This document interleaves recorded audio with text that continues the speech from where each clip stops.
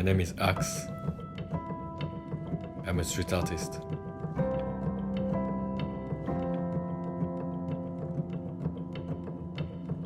I was born in Paris suburb to Vietnamese parents.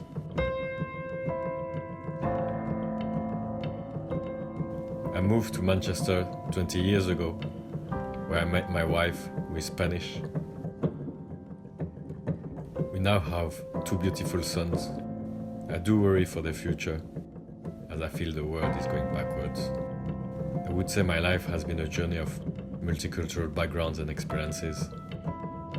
Today, I don't see this as a burden, but instead as a celebration.